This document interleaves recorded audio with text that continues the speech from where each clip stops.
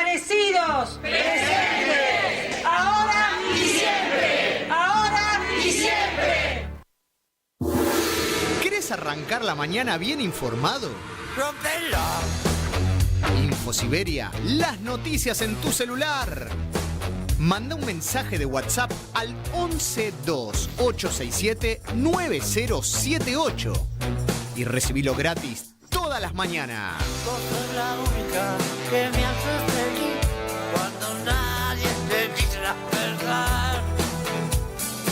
InfoSiberia, las noticias en tu celular. No seas como los demás. Manda un mensaje de WhatsApp y recibilo gratis todas las mañanas. Radiocaput.com. Estás conectado. Estás en Caput.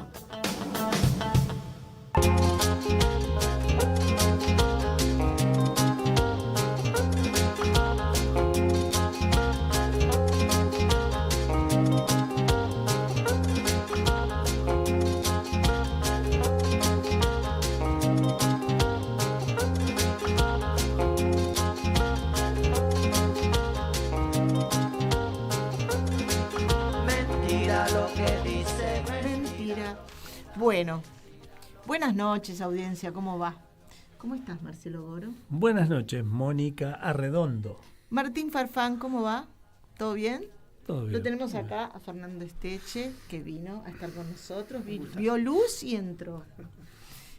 Bueno, hoy tenemos dos temas, a mi criterio, muy importantes. Vamos a hablar de todo un poco, tenemos tiempo. Pero vamos a empezar con un tema, creo que hace 20 días te mandé esa columnita que hice para Cintia, sobre los niños de la guerra, que es un tema que a mí personalmente me preocupa un montón, y lo que sí me preocupa y me ocupa es visibilizar. Yo creo que visibilizar es una palabra que hay que tenerla, que hay que sostener y visibilizar. No para naturalizar algo, sino para indignarse las veces que sea necesario. Bueno, vamos a empezar esto con un videíto. Y después del videito ya nos mandamos con la charleta. Empezamos por ahí, después vamos a ver dónde terminamos. Bueno, a ver, videito. Tiki. ¿No? Ya venimos. Ya estamos. Ahí estamos. Ya casi estamos. Como que estamos. Sí, estamos, ya va a estar siempre. La técnica es eso. El vivo es eso. Es el fin de todo. Cuando un jefe de gobierno anuncia ante las cámaras y sin temblarle la voz que desplazará por la fuerza a un pueblo entero para su protección, tras bombardearlo durante más de 577 días. Cuando se consiente un genocidio, lo que vemos no es solo la culminación de una política de exterminio, es la quiebra total del marco civilizatorio que nos hacía creer que había límites. Es el fin de todo, porque el fin de Gaza es el fin de algo más profundo, la certeza de que había cosas que no se podían hacer sin consecuencias. Ya no. Ahora se puede bombardear a miles, matar de hambre a niños, declarar con absoluta frialdad que un pueblo será trasladado y que su territorio quedará ocupado de forma permanente. Y lo peor no es que lo digan, lo peor es que lo hacen sabiendo que no habrá castigo. Saben que no reaccionaremos, que la maquinaria mediática lo maquillará, que las democracias occidentales lo tolerarán. Es el fin de todo, porque los que mandan ya no solo nos han traicionado, nos han perdido. Porque hay una línea que, si se cruza, ya no se vuelve.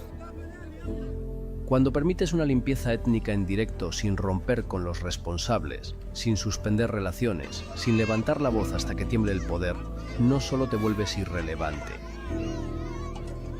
Te conviertes en cómplice. Nos han perdido para siempre quienes pensaron que podíamos tragarnos esto sin rompernos por dentro. No se puede. No hay futuro que valga si no somos capaces de decir basta. Es el fin de todo, en definitiva, porque nos han perdido para siempre quienes creyeron que la conciencia colectiva era un detalle menor. No lo es. Es lo último que queda cuando todo lo demás arde. Bueno, sé que es fuerte el video, pero lo hablábamos al principio. a mí me produce mucha indignación. Hubo repercusiones, ahora algunos se apiolaron, Gran Bretaña, por ejemplo, se apioló, y entonces está pensando, digo que está pensando porque yo hasta que no lo vea, en romper relaciones comerciales con Israel. No hay derecho de sacar un pueblo de su lugar y de masacrar niños y de generar hambruna, porque todo esto, el último desencadenante fue que no dejan pasar los camiones. Hay 900 camiones, que no es nada para el hambre que hay, esperando para que los dejen pasar. Entonces, bueno, quería escuchar tu palabra. Estuve charlando con Tilda también, que me dio, que me dio un montón de datos, y me dio tantos datos que la verdad me dejó, no pude escribir, porque me agarró una angustia de saber que esto, y que es cierto que nadie hace nada, como también, salvando las diferencias, nadie hace nada, salvo algunos, los miércoles por los jubilados. Entonces, ¿qué está pasando? Que nadie hace nada, nadie reacciona, que esta palabrita, ¿viste? Que se dice ahí en el medio, que es basta, basta, basta. Hay cosas que hay que decir, basta, se terminó, no. Esto no se puede hacer, no sin consecuencias. Y si se tiene un poco de memoria y de historia, no sin consecuencias. Que las consecuencias no sean hoy, que las estén pagando los niños, por ejemplo, o un pueblo, es una cosa.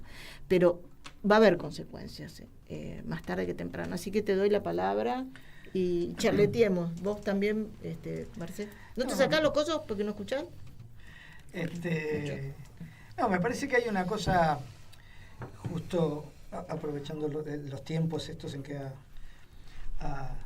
nos ha abandonado terrenalmente el Papa Francisco, pero él decía una cosa cuando apenas llega a Lampedusa, larga a mí que en una clave casi poética, pero que eso es toda una declaración con una contundencia política terrible. El primer viaje que él hace, que cuando va a Lampedusa, que es ese cementerio de migrantes, le dicen, en realidad son desplazados, ¿no? Ese intento desesperado de tantos seres humanos de intentar una sobrevida, una supervivencia en la Europa que provoca los estragos que provoca en sus países. Él va y ahí plantea algo que dice, enfrentamos la globalización de la indiferencia. Uh-huh. Y a mí me parece que eso tiene una contundencia y además y una elocuencia formidable. Me parece que lo que yo saben ustedes, yo soy analista geopolítico, en general desde la geopolítica puedo hacer un abordaje del conflicto en Gaza. Me ha tocado hacer columnas en radio, en tele, entrevistas, decir, bueno, no, mira, políticamente es esto que vos decías, no me acuerdo si ahora al aire o fuera del aire hemos discutido, no me acuerdo en qué momento, políticamente hay una gran victoria del pueblo palestino a partir de la operación esta del 7 de octubre y de la reacción genocida del ejército sionista, de la entidad de ocupación. Hay una gran victoria política que es que nadie en el mundo hoy pone en discusión la necesidad de la existencia de un Estado palestino para el pueblo palestino. Eso está fuera de discusión en Naciones Unidas, en las metrópolis y en las potencias emergentes, en las tradicionales, en las emergentes. Eso está. Israel está en un creciente aislamiento internacional, al punto que se ha enfrentado directamente con Naciones Unidas, ha bombardeado sus escuelas. Incluso dentro del mismo Israel empieza a generar. Y dentro de Israel se ha profundizado mucho la crisis política que ya venía, previo al 7 de octubre, ya venía teniendo, porque ahí se ha producido una situación además de aceleración del autoritarismo. Es un gobierno no solo de derecha en cuanto a su colonialismo y su guerrerismo, sino que es un gobierno también de una estructura policial hacia el interior propio de Israel. Ha decidido, por ejemplo, que los jueces los deciden Milaukowski, alias Netanyahu, visto que se cambió el apellido para parecer más semita, entre comillas, más hebreo, porque ellos son todos europeos, no son, ellos pretenden, tienen una genealogía semita, en realidad son todos europeos, no son el judío hebreo, ¿no? Han tenido que aprender a hablar el hebreo, ellos hablaban yiddish, pero bueno, eso al margen de eso, pero digo, en esos análisis yo siempre decía, Palestina ha logrado una gran victoria política, que es eso. Ahora, ¿cuál es la contracara de eso? En la geopolítica podías decir, bueno, esto le costó 50.000, primero 10.000, después 20.000, después 50.000, 70.000 muertos, una masacre. Había 2,5 millones de personas en Gaza, ¿no? 2,5 millones de palestinos, con una población mayoritariamente infanto-juvenil. Es muy prolífica la población palestina. Entonces, en los términos de la geopolítica uno podría decir, estaba esto planteado así, y en esos términos podía decir, con el aislamiento creciente y demás, bueno, esto que se decía es, hay un límite, hay la ilusión de una línea roja. Incluso yo, cuando llegó la primer tregua, cuando se logra la tregua, el primer alto el fuego, los términos eran muy complejos. Eso era, además de una victoria política, era casi una victoria militar de Hamas y de la resistencia y de la yihad y del Frente Popular de Liberación Palestina, porque era, además, que Israel no había cumplido ninguno de los objetivos planteados en su operación, ¿no? Ahora, yo de alguna manera hasta me ilusioné en la posibilidad de una paz condicionada, relativa, condicionada, en un equilibrio altamente inestable, pero un sosiego para el pueblo palestino, que además, con la fortaleza de la victoria política, le iba a permitir venían del acuerdo de Beijing, de todas las organizaciones palestinas unidas y reconociéndose, y venían, recordemos, hace unos años atrás, tiroteándose entre ellos, ¿no? y desconociéndose entre ellos. Entonces había una cantidad grande de acumulado a favor de la causa palestina, de la existencia del Estado palestino y del pueblo palestino. Ahora, y agregado a la crisis interna de Israel, donde tenía crisis por derecha, casi se le desarma el gobierno producto del alto el fuego, se le habían renunciado los más degenerados de su Consejo de Ministros, y por izquierda, si se puede hablar de izquierda, ¿no? Sí. En un país donde todos son ocupacionistas y colonos, pero con una crítica muy fuerte. Yo la verdad que tenía una expectativa de que eso iba a generar otras condiciones. Y yo creo que a partir de la conciencia, que es muy parecido a lo que le pasa a Zelensky en Ucrania, la conciencia de Netanyahu o de Mileukoski de que la paz es no solo la derrota militar de sino Israel, la eliminación, no la derrota y la política, exterminación. No, pero que es la derrota, el problema es de Netanyahu en cuanto a su propia existencia.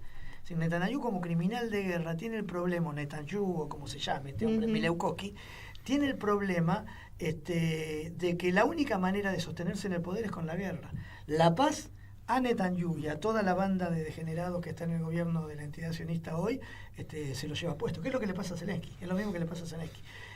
Por eso esta fuga hacia adelante inexplicable, que las propias fuerzas de defensa israelíes, el propio generalato israelí, hay un político Gantz, un general, que fue general de las incursiones de los rompehuesos y demás, o sea, un tipo de derecho, un siniestro, sí, pero no obstante lo cual entiende que la política de fuga hacia adelante y de guerrerismo permanente no le sirve a Israel para poder construir un país más o menos normal en la idea que tienen ellos, y aparece ahí como un contrapeso donde ya, hay que aprender a leer estas claves. ¿Por qué Inglaterra, inventor del sionismo, inventor de Israel, inventor de este problema? ¿Por qué Trump? ¿No? Ahí hay una tensión silente pero creciente con esta gestión de gobierno, con esta política de guerrerismo, de fuga hacia adelante.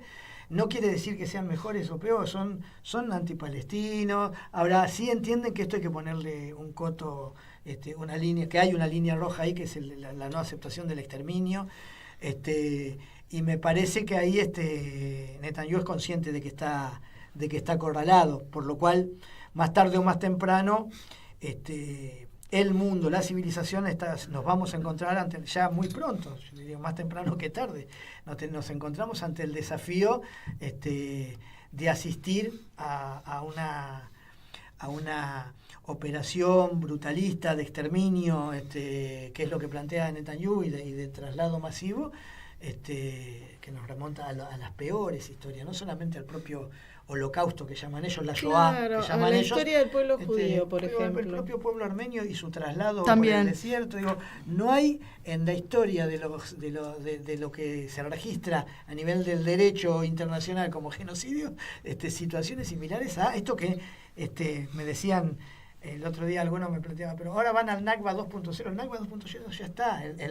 Este Nakba, que es el equivalente al Shoah, el equivalente al genocidio armenio, el Nakba, que es la tragedia palestina, ya está desde el 9 de octubre que empezó a operar Israel. No es que ahora es más o menos, porque tampoco es en términos cuantitativos, que es lo que decías vos.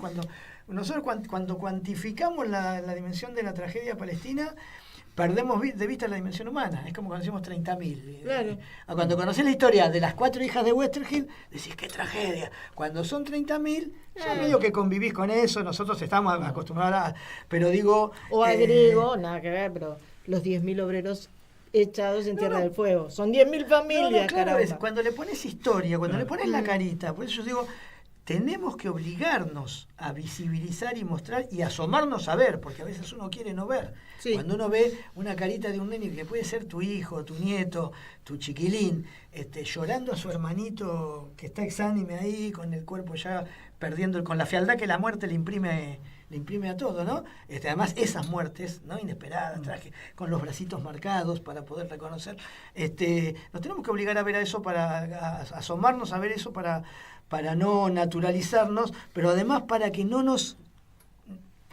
no naturalizar esto de cuantificar, decir, esto que yo te dije al principio, eran 10.000, eran 20.000, eran 50.000, son 70.000, y es un número, si son 2 millones, bueno, podrán ser, alguna vez alguien hizo un cálculo de ahí, podrán morir tantos, pero la victoria política, ahora, acá más allá de la cuantificación de la tragedia, es la tragedia misma, la instrumentación, lo que significa un gobierno que tiene ministros y diputados que dicen que los nenes palestinos son enemigos. La construcción de una otredad en el pueblo palestino despojado de los valores que tienen ellos, ¿sí? Los animalizan, que es el mismo dispositivo que hacían con ellos cuando le decían cucarachas o ratas. Sí, los despojan de los valores, entonces dicen, no, los nenes palestinos son nuestros enemigos y por eso está bien matarlos. Construyen la otredad en el pueblo palestino, absolutamente antitética al propio afianzamiento identitario de lo que es una israelí. repetición de... No, los esquemas son siempre iguales, Sí. no es para hacer una operación genocida. Quería decir algo, primero presentarlo, ¿no? Que no lo presenté. Perdón. Nos conocemos mucho. Perdón, sí, no, yo sé, pero corresponde. Hago Lo esas cosas. presentaste, ¿sí? pero muy sucintamente, como dicen los abogados, ¿no? Fernando Esteche, doctor en comunicación social, docente y dirigente político. Una sola preguntita y ya le dejo la palabra a Marcelo. Esta es mi preguntita. Hablamos de Gaza, hablamos de genocidio, hablamos de que ya no queda territorio donde pisen, porque aparte los hospitales están rotos, los colegios, ya no hay zonas de... Uno puede decir, bueno, para que se puedan recuperar mínimamente, ni comida, ni... Entonces digo, 2 preguntas en una. La primera, ¿por qué Siria? Porque ahora empezaron a mirar a Siria y que Siria y Siria... apareció Siria. Hasta ahora nadie hablaba de Siria. Y una fundamentación que dicen que no van a parar hasta que no aparezcan los 20 rehenes que faltan. Esto es algo que lo repiten y lo repiten. Son algo más de 20, pero Bueno, sí, no, pero digo, los rehenes, no solo una familia de rehenes que además eran opositores a Netanyahu y cayeron de rehenes, y el marido de la jefa de familia que termina siendo asesinada por balas de artillería, no de artillería, por balas de infantería y soldados tirando, a sabiendas de que estaba ella ahí. Hay muchos casos de rehenes que han sido asesinados por que estando como prisioneros de Hamas, como prisioneros de guerra de Hamas y de Yihad y de toda la resistencia palestina de Gaza, han sido asesinados a sabiendas de que estaban en esos lugares, fueron artillados y después ultimados por infantería. Eso está comprobado. No es una valoración política, está aprobado, lo han publicado, qué sé yo, el Haaretz o el Times de Jerusalén, lo han publicado. Son casos conocidos y eso ha generado gran conmoción política interna. La verdad que la discusión de los rehenes, con Trump, por ejemplo, que en esto de la tensión silente pero creciente, Trump negocia con Hamas. Hamas está en la lista del FBI, negoció con Hamas la liberación de uno todos ellos tienen doble nacionalidades, todos los israelíes, porque tienen la nacionalidad de donde nacieron y se criaron, y después la de donde fueron a vivir invadiendo y despojando al pueblo palestino de sus derechos. Entonces en el marco de eso había un norteamericano que ahora lo liberaron, lo negoció Trump, no intervino Netanyahu ni el gobierno israelí. Esto generó una situación, pero lo que demuestra Trump es que hay vocación. Lo que demuestra Hamas en la primera fase del alto el fuego, la liberación de rehenes de Hamas era impecable, masiva, rodeada de pueblo, y los rehenes estaban todos cuidados, bien alimentados. Sí, se veía. La gente agradecida de sus, no por síndrome de Estocolmo, sino porque no habían sido maltratados, todo lo contrario. Los presos que devolvía Israel, había una chiquilina que había entrado a los 12 años y volvía ahora con casi 40 años, pensá vos, ¿no? Hecha una piltrafa, todos los presos que devolvió Israel, de enfermos, mal alimentados, torturados. Ahí también hubo un contraste humanitario de lo que es el valor de la vida. Yo digo, más allá de lo que digan, no vamos a parar hasta que no... van a parar, no es que no van a parar hasta que no, van a parar cuando verdaderamente las potencias que los alimentan les digan que tienen que parar. Esto es el anglo-norteamericano, ¿no? Francia, Inglaterra, Europa. Estados Unidos y Francia, cuando digan de verdad, esta es la línea roja, y las potencias emergentes que algo tienen que decir. Rusia algo tiene que decir, China algo tiene que decir. Hasta ahora no han sido muy claros. Hay que ser más contundente ante esta tragedia, más allá de que Rusia está involucrada en su guerra en Ucrania y demás, pero China e India tienen que ser contundentes también en cuanto a esto, que es un reclamo que yo humildemente uno desde este lugar intenta hacer, pero me parece que en tanto esté este gobierno en la entidad sionista, la única manera de parar la locura es donde haya un entente de verdad de las potencias mundiales diciendo, bueno, vamos a parar a estos. Marcelo. Bueno, yo lo que por ahí quería preguntar es, no sé si corresponde a la geopolítica o no, siempre, viste, el hambre, la corrupción, el desengaño son cosas de toda la vida, desde la existencia del hombre, pero a mí lo que me llama la atención, y volviendo un poco a lo que decía Mónica al principio, es que uno puede decir cualquier cosa, ¿y a dónde aparece ese cualquier cosa? Exterminio, Netanyahu dijo, hasta que no extermine el pueblo palestino, no voy a parar. Trump, voy a levantar una muralla, voy a echar a los cosas. Acá, el presidente, motosierra, soy un topo del Estado que lo vengo a destruir. ¿Hasta dónde crees que la gente o el ciudadano común, o lo que queda del ciudadano común, puede soportar eso? Porque es cierto, diste un poco la respuesta cuando hablaste de que cuando las potencias digan hasta acá llegamos, ese es el momento, pero ¿y el resto? No, bueno, ahí hay una crisis. Hay que tener en cuenta, parece una pregunta simple, pero tiene una respuesta muy compleja, porque abarca un montón de cosas. Claro.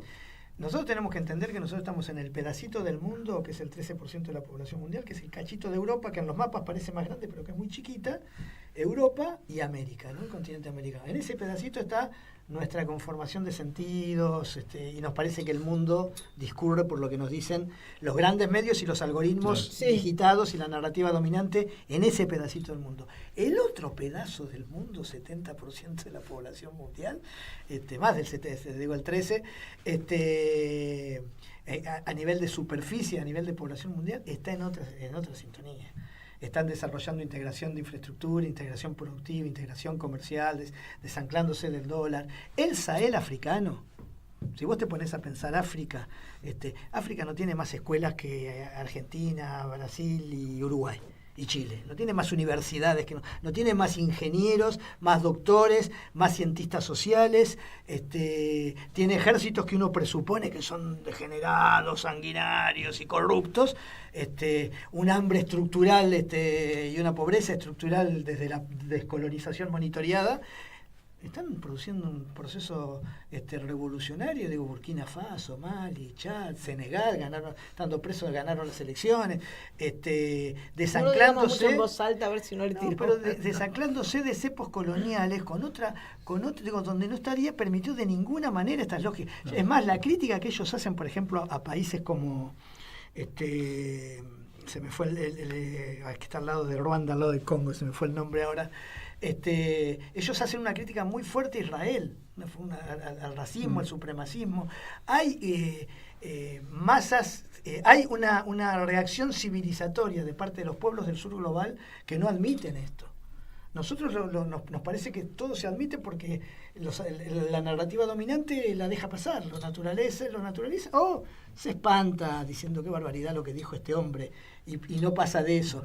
Pero el mundo me parece a mí que va por otro lado, y en ese sentido yo de lo que tengo optimismo histórico, optimismo militante, que es lo que me anima a seguir dando vueltas. Si no, diría, bueno, entonces esto que decía el Papa cuando hablaba él de la globalización de la indiferencia, estaba mirando más para Europa y para América que para el resto del mundo, que estas cosas no las acepta.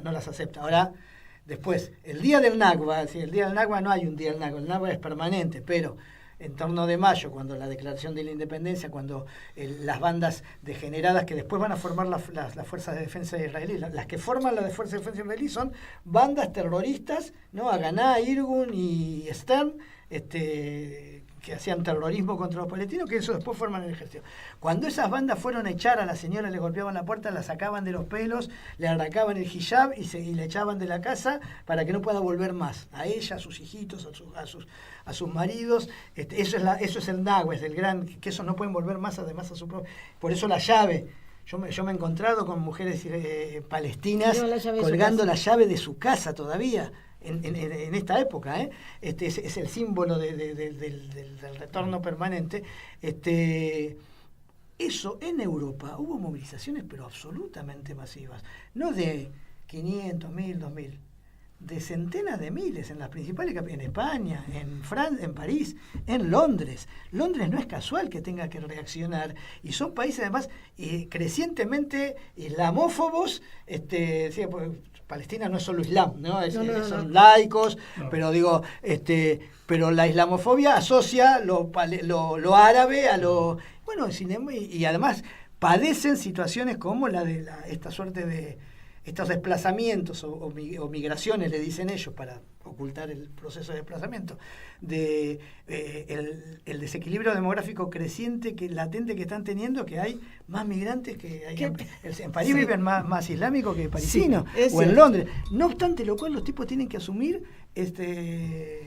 esa situación, tienen que asumir la defensa de la causa palestina, o por lo menos denunciar la barbarie de la acción del ejército israelí. Así que me parece que desde ahí hay algunas reservas, y que bueno, habrá que ver cómo esos pueblos construyen las propias herramientas para deshacerse de las élites europeas que siguen financiando y apoyando y amparando a estos tipos. Hay ahí muchas contradicciones, que es un tipo como Orbán, que está de acuerdo con Putin, está de acuerdo, es amigo de Netanyahu, por ejemplo.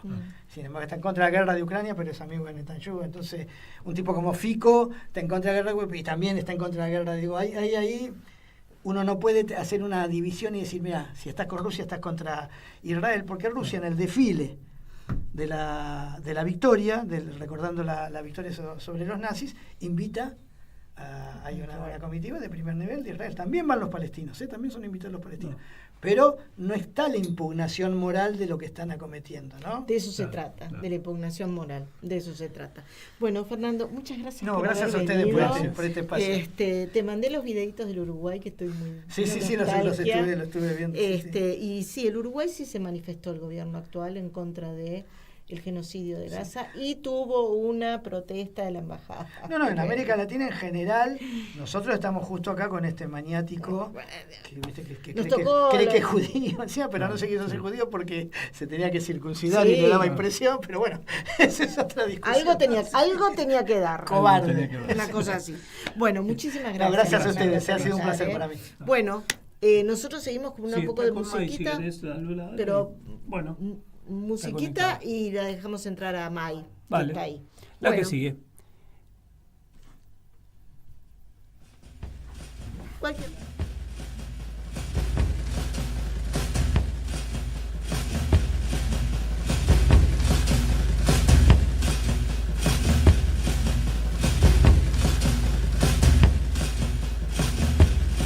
Te torcieron el brazo y no bajaste mañana a la vereda. Nuestras pasiones cansadas entristecen a esta era que acaba sola en tu guarida. Sos el secreto de una ciudad perdida. Quiero cantarte para no olvidarte un día por siempre. Si una gran caravana sacudiera tus pupilas como una procesión de ciegos que trafican luces sin brillo, si tus faroles no arden, por lo menos dame de tu carne. En mi canción te has perdido, no encontrarte trajo mala suerte y pregunto: ¿qué pasó? ¿Qué pasó? ¿Qué pasó? ¿Qué pasó? Se apaga el cielo, está descolorido y no lo ves de mirar hacia el frente. El hambre ciego mordió a tu sol, el mar por miedo perdió su quejido eterno. Bueno, hoy estamos para los pedacitos de canción. ¿Qué vamos a hacer? Sí, Te cortamos es la así. música. Bueno, tenemos ahora una invitada. La invitada nuestra es, la invitada de Marcelo, es May Costa. Es una activista política en contra de la megaminería. ¿Cómo no va? ¿Cómo va a estar alguien a favor de la megaminería? Aunque debe haber gente que no le importa la salud ni mental ni física de los que viven con la minería a cielo abierto. Así que, como la tenemos en el Zoom, le vamos a decir: hola Maya, ¿cómo estás? ¡Hola Maya! Hola May, ya la teníamos acá, nos estaba mirando. ¿Cómo estás, May? ¿Cómo estás? Bueno, Maya, Marcelo me pasó un video, me pareció interesante que lo veamos los tres y a partir de ahí charlemos. ¿Te parece? Sí, como no. Cortito. Gracias. Es cortito. Adelante, Martín. ¿Qué programa? Argentina está en peligro. Leyes mineras más que permisivas, creadas en los años 90 y vigentes hoy, les abrieron las puertas a empresas transnacionales que buscan oro, plata, cobre y uranio. Negocios millonarios de unos pocos. Al pueblo argentino no le queda absolutamente nada. Solo el triste saldo de destrucción ambiental, daños sociales y económicos. ¿Vos sabés lo que es la megaminería a cielo abierto? La megaminería provoca voladura de montañas. En un solo día se utilizan 9 toneladas de explosivos. Un solo anillo de oro equivale a 18 toneladas de desechos tóxicos. La megaminería utiliza 10 toneladas de cianuro por día para separar el oro de la roca. Cianuro. ¿Cianuro? Cianuro. El proceso llamado lixiviado con cianuro utiliza 300.000 metros cúbicos de agua potable por día. El agua contaminada con tóxicos y metales pesados se deposita en piletones llamados diques de cola. Los diques de cola se fracturan y millones de litros de agua con tóxicos y peligrosos metales pesados terminan volcándose en ríos, arroyos y acuíferos. La megaminería provoca destrucción del medio ambiente. Ríos agotados, Agua contaminada, empobrecimiento, habitantes con enfermedades mortales. La incidencia de cáncer en Andalgalá trepó hasta un 800%. De toda explotación metalífera, la del uranio es la más perjudicial y perversa. La contaminación radiactiva condena terribles padecimientos a la humanidad y a la naturaleza. No queremos extracción de uranio, ni exportación de plutonio. El agua es fuente de vida y vale mucho más que suntuarios como el oro. Protejámosla. El agua y la vida no se negocian. Es prioritaria una ley contra la megaminería contaminante. Sumate a la acción interprovincial de Conciencia Solidaria. Tu adhesión hace la diferencia. El agua y la vida no se negocian. Bueno, May, esa es nuestra introducción. ¿Qué está pasando en este momento con este tema de la megaminería en un país donde parecería que se vende todo al mejor postor, al que quiera, ¿no? Y cuando hablo o planteo esto de la megaminería también es esta cuestión de extraer a cualquier precio la riqueza, digo a cualquier precio, a cualquier costo humano, a eso me refiero, no precio de dinero, costo humano. Te escuchamos. No, está todo lo que está ahí dicho en el video, es así, ¿no? Ese es el costo humano y también de la naturaleza, porque la megaminería no solo viola derechos humanos, sino de toda la naturaleza. Digo, no pararnos quizá solamente en el impacto que genera en nuestras vidas, sino en la de todos los seres vivos, porque es lo que genera la megaminería a gran escala, ¿no? Y hoy estamos frente a una nueva avanzada muy feroz, donde se sancionan leyes que todavía benefician más a estas multinacionales mineras, como es el RIGI, ¿no?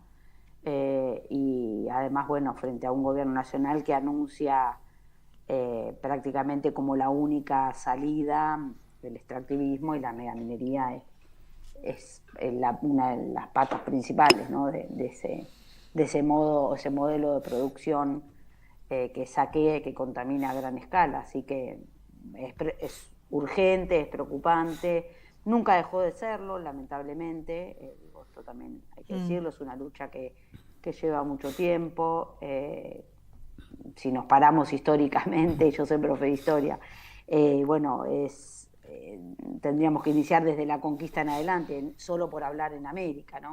O sea, cómo la minería fue un eje de destrucción y de esclavitud, de genocidio, asociada a genocidios, pero en cualquier lugar del mundo, donde la actividad minera, hasta sostuvo la revolución industrial en Inglaterra también, afectó a los suyos propios, no solo, desde la colonización hacia otras tierras. Así que es una actividad que históricamente está vinculada a la destrucción y al sometimiento. Pero en algún momento, discúlpame que eso de profesora de historia, pero yo soy así de distraída, siempre lo pasé de largo.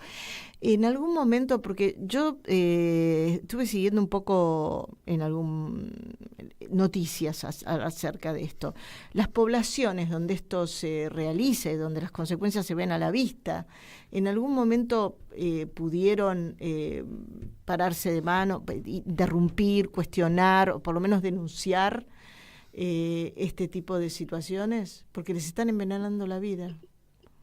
Sí, a todos, tenemos que empezar a incluirnos de que esto es un problema de todos, por más que yo esté en Buenos Aires, no significa que no me afecta, desde un lugar hasta ambiental, humano, que tiene que ver con la fraternidad y además con el impacto real, en todo el planeta. Es un tema de humanidad, ¿no? El impacto de la megaminería, pero sí hay una lucha. Hablando solamente de nuestro país, pues es una lucha que existe a nivel mundial.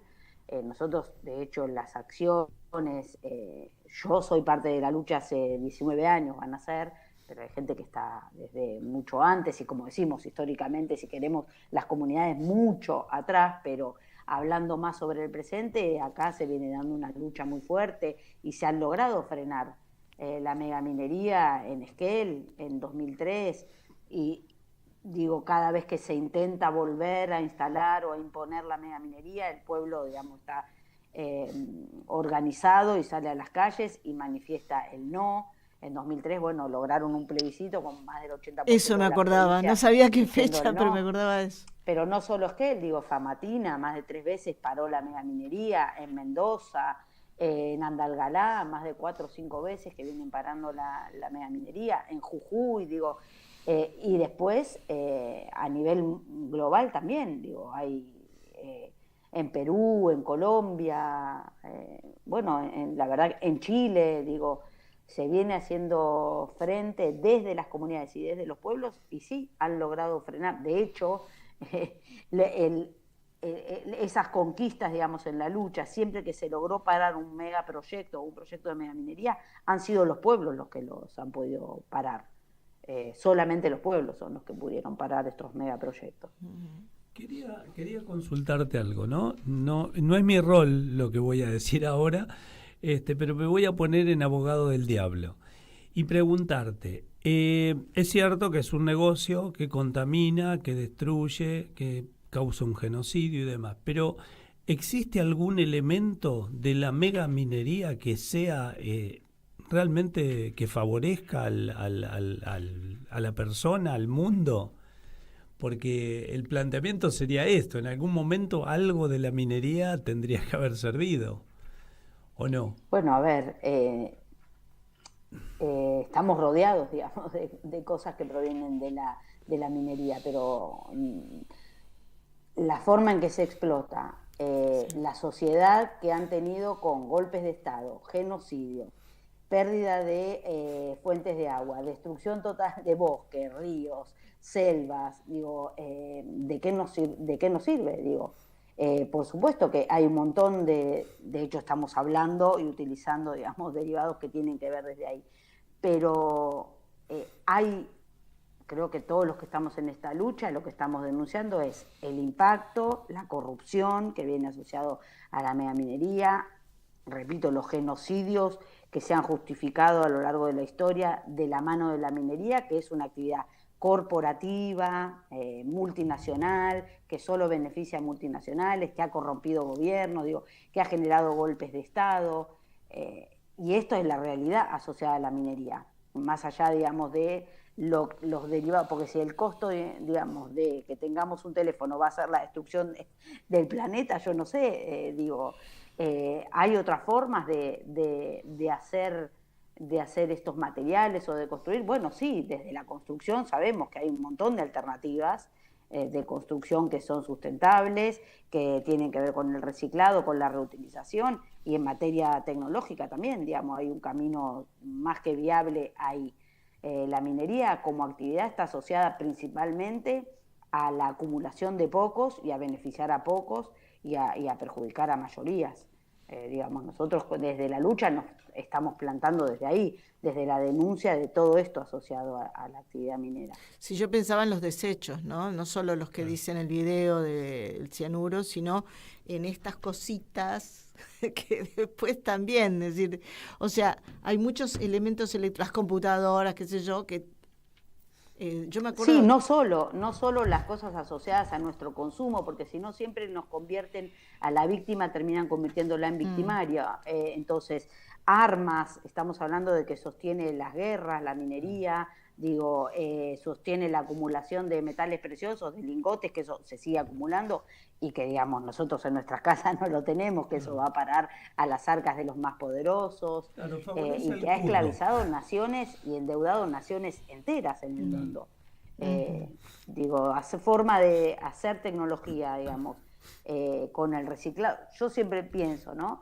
Digo, si se pueden construir naves que van y vienen a la Luna y que hay gente viajando y haciendo turismo a Marte, que no se puede construir teléfonos que en vez de que me duren 5 años para sostener el consumismo y la ganancia de las grandes tecnológicas, hacer un teléfono que nos dure un siglo. Ay, se quedó colgada. Se quedó colgada, sí. Martín. Sí, se nos quedó colgada, May. May. Bueno, por lo que vemos está asociado siempre al curro, a la ventaja. Sí, más que a la ventaja, la inversión de capitales extranjeros para sacar determinadas ganancias a costa de las riquezas. Vos sabés que, no sé si te conté, hace un par de años me ofrecieron un trabajo en una mina. ¿Ah, sí? Sí. Pero en una mina en el interior. Esto es en el sur, no me acuerdo dónde era que me ofreció, me llamó una médica de Mar del Plata y me dijo si quería, si quería trabajar, trabajaba creo que 14, 15 días y volvía, me pagaban todo, el avión, el morfi y todo, y un buen salario, era algo atractivo en cuanto al salario. Y bueno, y justamente yo no acepté un poco por esto que estábamos hablando, o sea, no quise entrar en el digamos en esta vorágine, porque también es un concepto que por ahí uno lo tiene un poco arraigado, ¿no? Sí, igualmente estaba pensando lo que decíamos en el programa anterior. Ese podría. ¿Retomó May? Buenísimo. Bueno, May, estamos por acá. Bueno, ahí se perdió mi experiencia Ahí estoy. en ofrecimiento como minero. No era como minero, era Claro. como enfermero. Bueno, está simplemente. bien, pero en salud. No, le estaba contando que hace un par de años me llamó una médica para ofrecerme un trabajo en una mina también, con un excelente salario y demás, con todo incluido, el viaje, la comida, eran, qué sé yo, 15 días de trabajo, 15 días de franco, una cosa, un sueldo enorme y demás, y yo no acepté justamente por esto que estamos hablando. Para no seguir con... Sí, también eso vale aclarar, ¿no? Que la lucha, yo creo, por lo menos todos los que formamos parte de esta lucha, la lucha no es contra el trabajador, ¿no? Minero, sino contra la multinacional, digo. No, claro. Y que además también sabemos que es un trabajo, hasta por la OIT sigue considerado de alto riesgo, o sea, uno de los más riesgosos en el mundo. Y la salud, ¿no? Que impacta no solo en la salud directa del trabajador minero, y además los accidentes que son también sistemáticos, o sea, son uno de los costos de la actividad. Y esto de los descansos que decís, que son 21/7, son 21 de trabajo y 7 de descanso, la mayoría por lo menos, ¿no? de las mineras. ¿Y cuántas horas de trabajo? Qué impresionante, ¿no? ¿Cuántas horas de trabajo? Riesgoso. No sé, yo creo que eso varía. Vivís ahí, en la mina, estás ahí. vivís ahí. A mí me habían dicho que era 14, 15 días, ese era el ofrecimiento, pero tenía que vivir ahí adentro, me dijeron que vaya y no podía salir hasta los 15 días. Metido ahí. Sí, no podés salir, lo que ocasiona además muchas veces, el destierro, que eso también es histórico, porque ya desde tiempos coloniales que el minero venía desde, primero, obviamente esclavizado, pero quiero decir que venía de otras tierras, de lugares mucho más lejos, y eso es algo que se mantuvo en la minería, digamos. Gente que no es ni siquiera, digamos, local, entonces ahí se produce también un destierro, aparece también vinculado a la llegada de la mina, el juego, prostitución y drogas, estaba otra de las pensando en cosas eso. que acompañan mucho a la actividad minera, también desde tiempos históricos, ¿no? Y desde tiempos históricos, a ver si compartimos, los primeros en las minas de carbón londinenses de Inglaterra eran niños los que trabajaban, niños eran los que trabajaban. Entonces se ve que toda esta cuestión de colonialista, de explotación, y de esto que vos decís, de la prostitución, utilizar niños, porque hay socavones que eran muy pequeños y tenían que utilizar niños. Y te quiero contar algo, como él contó algo, cuando yo estaba en Greenpeace, a cargo de los voluntarios en Greenpeace, una de las cosas que más me impactó en Greenpeace como información es que el plástico no se degrada en miles y miles de años. Es decir, que si vos te pones un plástico, un pañal, pones lo que fuera en tierra y pones tierra arriba, no se absorbe el agua y no puede crecer nada. O sea, el plástico, lo digo como ejemplo, porque en realidad estamos hablando de situaciones mucho más dramáticas que el plástico, pero esta cuestión de, no nos podemos acostumbrar a convivir con objetos o con que nos van a causar daño a nuestros hijos o a nuestros nietos. A la naturaleza, digamos, ¿no? En sí. Quería preguntar, May, sobre por qué el nombre del libro. Es cierto, sí, está bueno eso. Sobre las dictaduras, ¿no? Porque, yo tengo una percepción de por qué es, pero por qué y de qué trata. No, pero decilo el libro. Dilo. Sí, dictaduras mineras. Ahí está. Sí, acá lo tengo. Muéstralo. Ahí está. Eso es, ahí está. Porque esto después sale el corte en YouTube, qué sé yo, y circula. Bien. Perfecto. Hecho. Dictaduras mineras porque es lo que define a quienes controlan esta actividad, actúan como dictaduras por encima de cualquier gobierno, por encima de los poderes, digamos, del Estado, por encima de las leyes, violando sistemáticamente derechos humanos y derechos de la naturaleza. Y el libro lo va demostrando a lo largo de todos, digamos, los capítulos que tienen diferentes temas vinculados o diferentes aspectos por los cuales podemos conocer de qué se trata cuando hablamos de la megaminería, pero también de la lucha frente a la megaminería, porque el libro, digamos, expone eso, ¿no? No es un libro académico o científico, yo soy parte de la lucha hace 19 años, van a ser, y escribo desde ese lugar, desde el lugar de luchadora, lo que yo pude intercambiar, conocer con diferentes comunidades. El prólogo es de Manu Chao, que es con quien yo empecé, digamos, cuando yo empecé en 2008, a partir de que entro a las minas de Potosí, bueno, justo lo había conocido a Manu y quedamos en contacto, y ahí empezamos después a hacer las campañas. En ese viaje que yo hago, bueno, quedo profundamente impactada por lo que veo en las minas de Potosí. A partir de ahí empiezo como a conectar también con diferentes comunidades, lugares, y empezar a hacer como estas intervenciones en los conciertos. Después, bueno, desde Buenos Aires empezar a armar marchas, encuentros, y eso me permitió el conocimiento y el contacto con digamos, comunidades de todo el mundo, ¿no?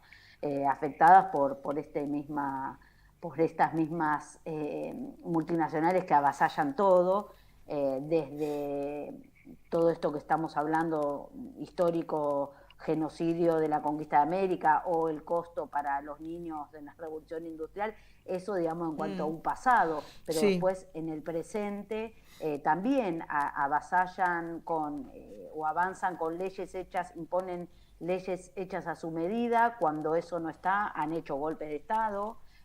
Ha sucedido en más de una ocasión, que en el libro están esos ejemplos de golpes de Estado, y si no, directamente sobre las comunidades que avanzan cuando no hay licencia social, que avanzan reprimiendo, que avanzan asesinando, porque hay mucha cantidad de personas que han muerto en la lucha contra la megaminería. Y bueno, eso va demostrando cómo avanzan por encima de todo. Entonces, desde expropiar territorios, dejar aislados a pueblos, cortar caminos, rutas, digo, todo un aparato a su servicio, porque no es solo gobiernos afines, sino la corrupción, comprando funcionarios, o comprando leyes, comprando, digamos, fuerzas de seguridad que también trabajan para ellos, y en casos mucho más graves, con los que me ha tocado, digamos, conocer e intercambiar, digamos, donde ya directamente tienen bandas de sicarios trabajando para las corporaciones mineras, ¿no? En territorios donde está todo mucho más militarizado que quizá lo que vemos en Argentina, pero bueno, los anuncios del gobierno nacional son cada vez más violentos. Se están dando situaciones de mucha violencia en Chubut, en Mendoza, con allanamientos a compañeras, a compañeros, detenciones, armado de causas. Es decir, se está criminalizando a los que estamos defendiendo el agua y la vida frente a la megaminería. Así que, bueno, va encaminado también a eso, ¿no? Desde ahí el nombre de dictaduras mineras. Bueno, Maya, muchísimas gracias por haber estado en nuestro programa. Te vamos a mandar el cortecito, y lo dejo a Marcelo que te vaya despidiendo.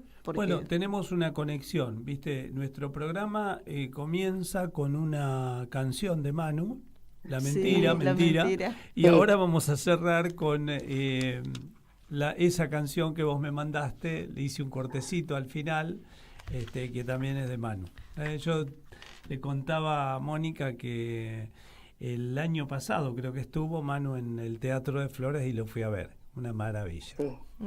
Sí, la verdad que sí. Y bueno, Mentira, ¿no? Es algo que acompaña a las multinacionales mineras y se imponen mintiendo. Esa es la música de nuestro programa. Bueno, hasta Gracias. luego, te tendremos otra vez en el programa. Gracias, gracias a ti por la militancia. Ustedes. Hasta luego. A ustedes, un abrazo. Bueno, ¿nos vamos con eso? Nos vamos hasta el próximo miércoles. Empezamos con Manu Chao y nos vamos con Manu Chao. Y nos vamos con Manu Chao. Y bueno, y no pudimos hablar de lo que siempre hablamos, que es el tema de la represión de los jubilados. Pero bueno, no importa. Hoy no. Será el miércoles que será viene. el miércoles que viene. Los empresarios mineros definen su proyecto como sustentable, pero pongan atención, señores. 1. Por definición, la megaminería sustentable no existe. 2. Destrucción de ecosistemas, impacto químico de desechos tóxicos persistentes y bioacumulables. 3. Tierras devastadas, aguas contaminadas, patrimonios históricos destruidos o en grave peligro. 4. Comunidades destruidas, enfermas y empobrecidas. Dejo en claro mi posición. La megaminería sustentable no existe. Fuera minera pitaya. Dejo en claro mi posición. Soñé otro mundo tan lejos y tan cerca. Soñé otro viaje, 4 caminos, 5 destinos. Soñé la risa, soñé la ilusión. Fuera minera pitaya. Soñé otro mundo, soñé menos joda. Soñé una mañana que en fin se podía. Soñé de un amor de noche y de día. Soñé la fortuna, soñé la alegría. Soñé de la luna que no se rendía. Y que a mi gato le decía: soñé otro mundo. Fuera minera pitaya. Por el peligro que representan estos proyectos para nuestra población. Soñé otro mundo. La megaminería sustentable no existe. Soñé sin guerra, soñé sin temores, soñé sin vallas, soñé sin palizas, soñé una faena que nunca se acaba, soñé una verbena que siempre otra vez, soñé otro. Es obligatorio asumir medidas de protección de la naturaleza y la vida humana. Soñé otro. Si tenemos el riesgo de equivocarnos, mejor equivocarnos por el lado de la protección y no por el lado de la destrucción. Soñé otro mundo. El pueblo conocemos los riesgos. Soñé otro. Soñé al trabajar, soñé hasta enfermar, tan lejos y tan cerca. Pacífico, soñé tus solas, tan lejos y tan cerca. Siempre toca, llega. Soñé otro